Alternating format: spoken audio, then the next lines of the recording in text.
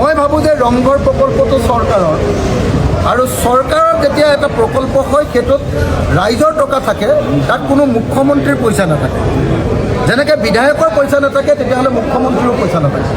গতিকে ৰংঘৰ প্ৰকল্পটো ৰাইজৰ, ৰংঘৰ প্ৰকল্পটো অসম চৰকাৰৰ, আৰু মই অসম চৰকাৰৰ এজন বিধায়ক আৰু তেওঁ অসম চৰকাৰৰ মুখ্যমন্ত্ৰী। গতিকে তাত মুখ্যমন্ত্ৰীৰো অৱদান আছে, তাত বিধায়কৰো অৱদান আছে। আৰু ৰংঘৰ প্ৰকল্পটোৰ টকাৰ চেংচন কৰাত যদি তেওঁৰ অৱদান আছে, এই প্ৰকল্পটো কেনেকৈ বনাব লাগে তাৰ গোটেই কথাবিলাকত মোৰ অৱদান আছে। আৰ্কিটেকচাৰটো যিটো বনাইছে, যিটো চিত্ৰ বনাইছে, সেই চিত্ৰশিল্পীজনক, যিজন আৰ্কিটেক্ট, তেওঁ সুধি লওক যে মোৰ লগত তেওঁ কিমানবাৰ কথা পাতি বহি লৈ এই আৰ্কিটেকচাৰ বনাইছে। গতিকে মই স্পষ্ট ৰূপত আপোনালোকক ক'ব খোজোঁ যে ৰংঘৰ প্ৰকল্প শিৱসাগৰৰ মানুহৰ, ৰংঘৰ প্ৰকল্প অসমৰ মানুহৰ, ৰংঘৰ প্ৰকল্প অসমৰ শিৱসাগৰৰ বিধায়ক অখিল গগৈ আৰু ৰংঘৰ প্ৰকল্প অসমৰ মুখ্যমন্ত্ৰী হিমন্ত বিশ্ব শৰ্মাৰ। গতিকে ৰংঘৰ প্ৰকল্পৰ কাৰণে মুখ্যমন্ত্ৰীয়ে অকলে ক্ৰেডিট নাপায় আৰু অখিল গগৈয়ে অকলে ক্ৰেডিট নাপায়।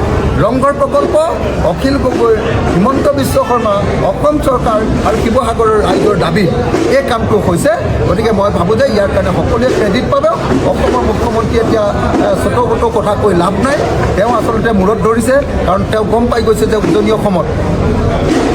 উজনি অসমত এইবাৰ বিজেপি বেয়াকৈ থিয় হাৰিব। উজনি অসমত ৪৬টা সমষ্টি আছে। এই ৪৬টা সমষ্টিৰ ভিতৰত এইবাৰ আমি অতি কমেও ৩৩টা সমষ্টিত জয়ী হ'ম। ১২টাৰ পৰা ১৩টা সমষ্টিহে বিজেপি আৰু NDA জিকাৰ সম্ভাৱনা আছে। গতিকে অসমৰ মুখ্যমন্ত্ৰীয়ে খবৰটো পাই গৈছে। তেওঁ যিহেতু মুখ্যমন্ত্ৰী, তেওঁ তালৈ খবৰ গৈ থাকে। গতিকে তেওঁ পাল্চ পাই গৈছে যে উজনি অসমৰ মানুহে তেওঁক ভোট নিদিয়ে, আৰু নামনি অসমততো তেওঁলোকৰ ভোট নায়েই।